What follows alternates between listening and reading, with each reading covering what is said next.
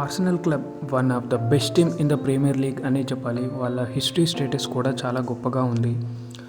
Arsenal టీంకి మొత్తం 13 titles ఉన్నాయి ప్రీమియర్ లీగ్లో.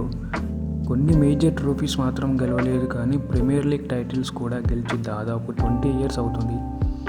ఆర్సెనల్ టీం తన ప్రైమ్ టైం నుండి ఒకానొక స్టేజ్లో వర్స్ట్ పొజిషన్కి వెళ్ళిపోయింది ఆర్సెన్ వెంగర్ వెళ్ళిపోయాక. సో ఫ్రెండ్స్, ఇక్కడ ఆర్సెన్ వెంగర్ వెళ్ళిపోయాక ఆర్సెనల్ టీం ఎందుకు అంత స్ట్రగుల్ అవుతున్నారు ట్రోఫీస్ గెలవడానికి అనేది ఇప్పుడు చూద్దాం. ఆర్సెన్ వెంగర్ డిపార్చర్ అయ్యాక చాలా స్ట్రగుల్ అయ్యింది ఆర్సెనల్ టీం.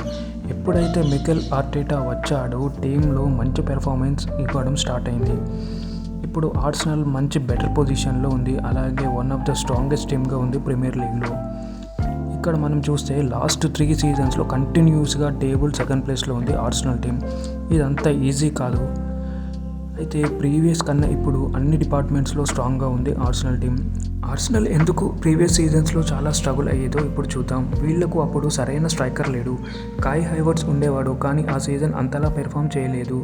ఇప్పుడు ఆ ప్రాబ్లం లేదనుకోండి, కానీ అప్పుడు కాయ్ హైవర్ట్స్ సరిగ్గా గోల్స్ స్కోర్ చేసేవాడు కాదు, ప్లే మేకింగ్లోనే ఎక్కువగా ఇన్వాల్వ్ అయ్యేవాడు. ఇలా కాయ్ హైవర్ట్స్ అనుకున్నంత పెర్ఫామ్ చేసేవాడు కాదు ఆ సీజన్లో. కానీ ఇప్పుడున్న విక్టర్ గైక్రోస్ అలా కాదు. ఒకవైపు సాకా నుండి, మరోవైపు రైట్ వింగ్ నుండి మార్టినెల్ నుండి బాల్ వస్తే డెఫినెట్లీ విక్టర్ గైక్రోస్ దాన్ని గోల్ స్కోర్ కొడతాడు. ఇది అప్పటికి ఇప్పటికీ ఉన్న తేడా విక్టర్ గైక్రోస్కి, కాయ్ హైవర్ట్స్కి. సో ఫ్రెండ్స్, అలాగే వీళ్ళు ట్రోఫీస్ గెలవకపోవడానికి మరో రీజన్ బ్యాకప్స్ అండి. అవును, ముందు సీజన్లో ట్రోఫీస్ విన్ అవ్వకపోవడానికి గల కారణం మేజర్ టైంలోనే వాళ్ళ స్టార్ ప్లేయర్స్ ఇంజురీ అవ్వటం. కానీ ఈ ఇయర్ వాళ్ళు బ్యాకప్స్ తీసుకున్నారండి.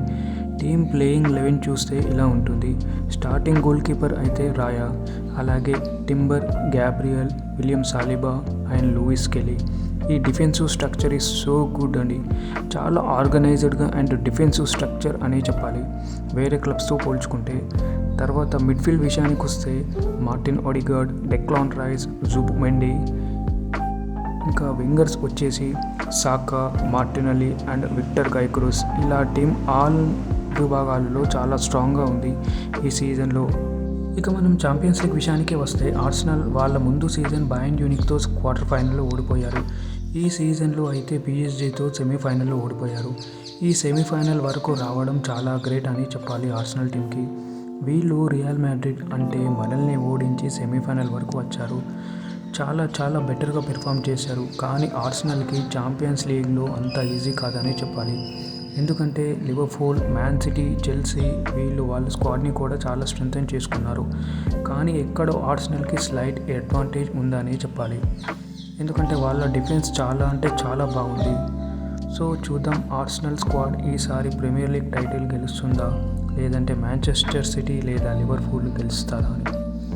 ఆర్సెనల్ 20 ఇయర్స్ తర్వాత ప్రీమియర్ లీగ్ టైటిల్ గెలుస్తుందా లేదా అని చూద్దాం. Thanks for watching.